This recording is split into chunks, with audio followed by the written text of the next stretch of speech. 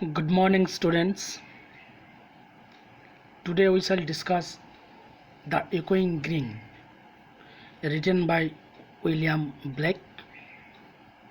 This is a vital poem, more interesting poem. In this poem, the poet Blake actually discuss the structure of the poem, rhyme scheme, use the literary devices, thematic idea, symbolism analysis, and the tone of the poem. We can clearly understand these 6 types. The poem, the structure of the poem. Here the poet expresses each of the 3 stanzas in this poem made of 5 rhyme couplet. The Echoing Green, actually this is a 3 stanzas poem made of 5 rhyming couplet. That is, they follow the rhyme scheme A, B, B, C, C, D, D, E, E. Here the rhyme scheme is: the sun does arise, skies, ring, spring, thrash, bush. Here arise, skies, A, ring, spring, B, B, thrash, bush, C, C, around, sound, D, D, sin, green, E, E. These are the same stanza 2 and stanza 3. Okay, this is the structure of the poem. Here next we come to the point of literary devices. Here how the poet uses literary devices in this poem. First of all, I tell you, if we can understand these literary types and the rhyme scheme and the structure of the poem, we can easily understand the thought of the poet and the meaning of the poem. So now come to the points of literary devices the poet used in this poem. In this poem, the poet used personification, transfer epithet, simile. These 3 types the poet used in this poem. Okay, when we read the text details at the times, we can realize where the personification, where the transfer epithet, and where the simile are used. Okay, now come to the points thematically idea or the critical analysis of this poem. Here the poet William Blake, in his poem The Echoing Green, here the poet explained clearly this poem is written in William Blake and can be interpreted in many ways.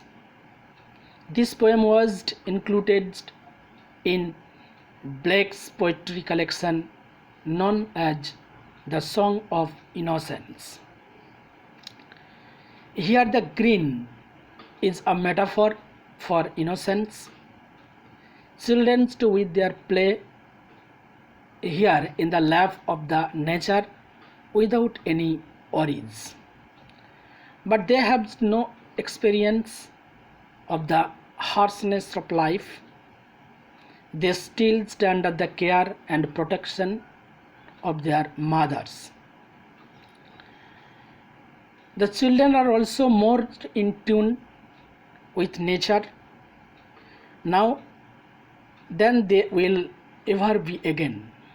However, The green is not just a place.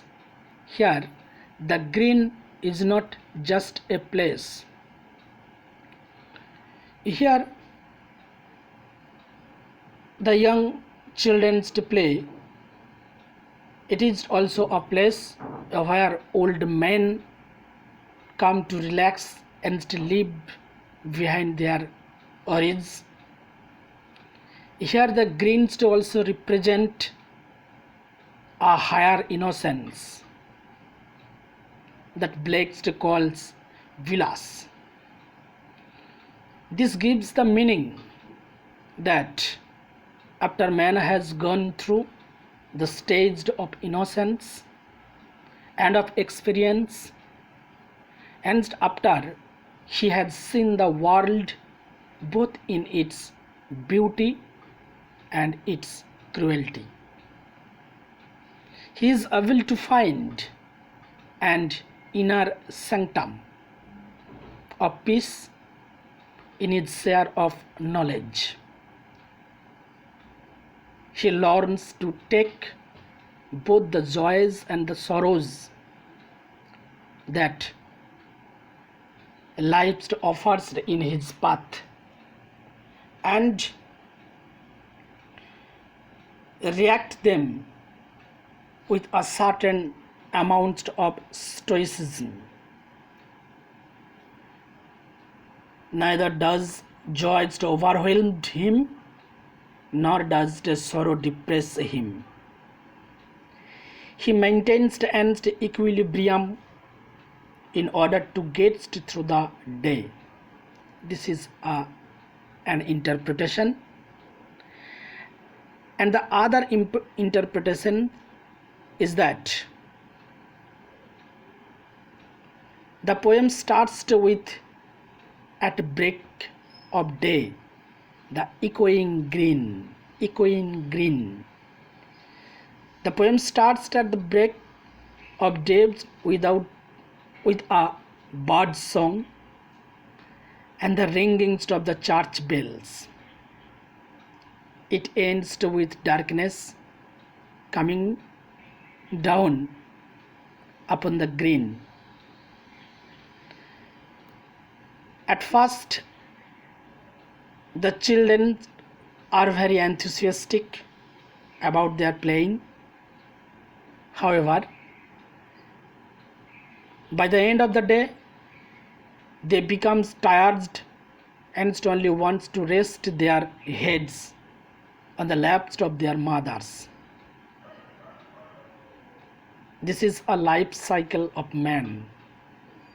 When a man is born, he is close to nature without any cares and spends time freely. However, as he grows older, he became more and more tireless and are overburdened by wearisome situations and has no time for himself at all. Blake also approached at the end of his life. He is inclined to rid himself of his worries and troubles and to take a break from the hectic pace of life. He wants to rest and relax. Just like the day comes to an end in the green, a man also cannot avoid death. He is mortal and must succumb to death at some point in time or the other. That's why he should seize the day and cherish his time on earth. This is the second interpretation of this poem. William Blake very clearly, easily, simply discuss by this poem, The Echoing Green. Now come to the points of thematic idea or symbolic analysis. The poet in this poem, the poet uses a symbol of a human life. This poem spans the length of an entire day on the green, and some crises have compared this to diurnal cycle.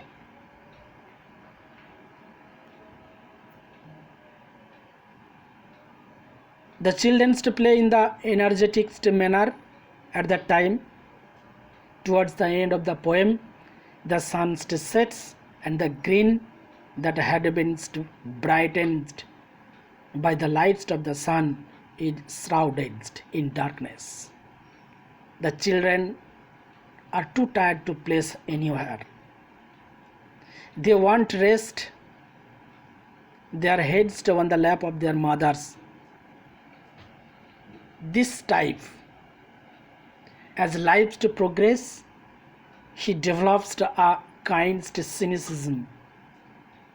However, at the end of the life, all battles are forgotten, and all wrongs are forgiven. Man only wants to rest and relax for his last days on earth. This is how the entire poem functions as a symbol of human life itself. Not so. In this poem, the tone of this poem is overall quite cheerful. If we read between the lines or the detailed study of this poem, we'll see the poet is also commenting on the brevity of the human life. Just as the day passes very quickly on the green individual's human life to a span of very short time in the history of the universe. That's why we become aware of the cruelties of the world. We should take the time out to the experience and enjoy its beauties. The poet William Blake has clearly shown in this poem, and this thematic idea is presented in this poem, The Echoing Green. Now we come to the poem directly, the inner meaning also. The sun does arise and makes happy the skies. Here the sun does arise, sun rose up in the sky, and the environment, the sky is very clear, brightening and happy. At that time, the merry bell ring to welcome to the spring. This is the time, echoing green. This is the times of the just before evening. At that time, the merry bells ring and the welcome to the spring. That spring, the young age. The skylark and the thrush, the birds of the bush, sing louder around.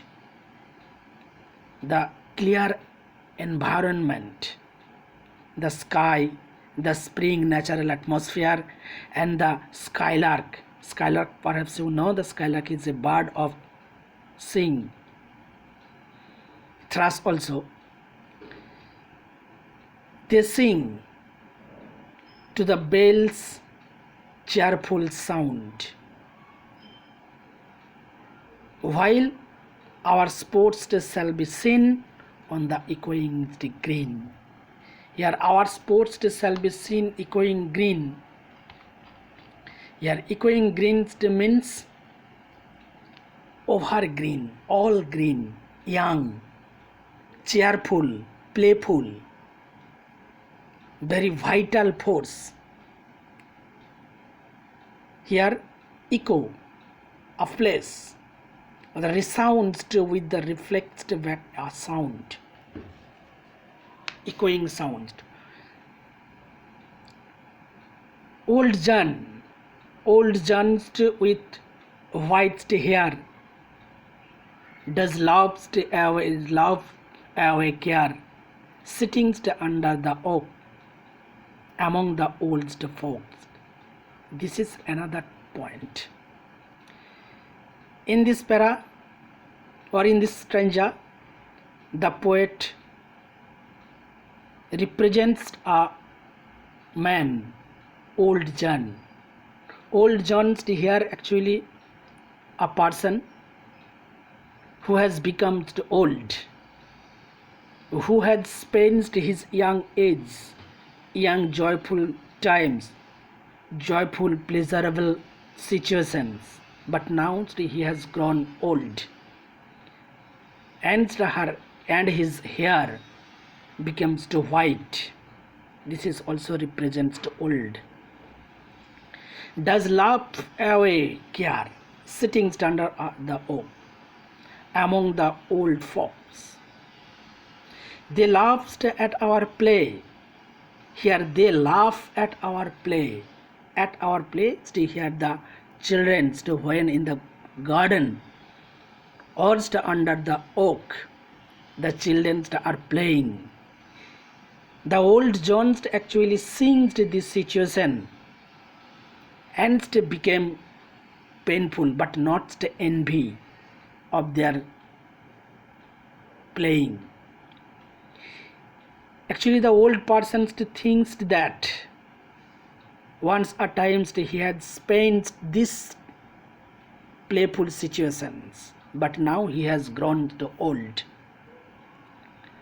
Among the old folks, they laughed at our play, and soon they all say, such were the joys when we old girls and boys in our youth times were seen on the echoing green. Here is also echoing green. Green, how is green? Echoing green, cheerful green. Cheerful green means here a playful situation, young situation. More than two children were playing in the garden or under the oak. At that time, this is a playful, joyful situation. And the environment is, how is the environment? The sun arises, the happy skies, bell rings and springs. This is the natural atmosphere. Not so.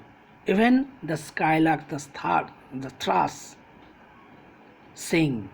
So this also represents a joyful, playful situation. This is why here the green is personifies, echoing green, cheerful green. Now come to the points of third stanza, the meanings of third stanza. Till the littlest ones to weary, no more can be merry. The sun does descends, and our sports have an end. In these lines, the poet actually shows that a situation, a position at the end of the day also, and at the stage of old, at that time, at the end of the day, the children were playing, they want to go for their rest on their laps of mother. This is why, just like at the times of old, they want actually rest, complete rest. So this is very important. Around the laps of their mothers, many sisters and brothers like birds in their nest are ready for rest. Echoing green, the time at the end of the day, at the end of life span, they always want to take rest, and the sports to no more sin on the darkening green, and the sports to no more sin at this time. This is a time to actually the poets represents death time, which we cannot see what happens after that. This is why on the darkening green, that sports on the sports no more sin on the darkening green. This darkening green is actually transfer epithet. Two opposites idea placed in order to gives a vital force. This is a transfer epithet. Okay. And now come to the points of the personification. Here the rhetorical devices personification is used to bestow the human's qualities. The poet uses the devices personification and makes happy the skies. The sky is happy. Sky is happy. Sky is not actually happy. Here the sky is personified and becomes very happy. This is a personification. And this also transfer epithet. This also transfer epithet. Like an idea is placed clearly.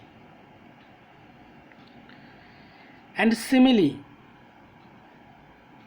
Here in this poem, simile, like birds in their nest. Many sisters and brothers like birds in their nest. All these like brothers and sisters. Like this is a simile. So this is in this poem the poet very minutely, very intellectually expresses the interpretation and beautifully explain the echoing green. Okay, thank you to all. Please subscribe if be pleased and press the bell icon nearby. Thank you. Okay.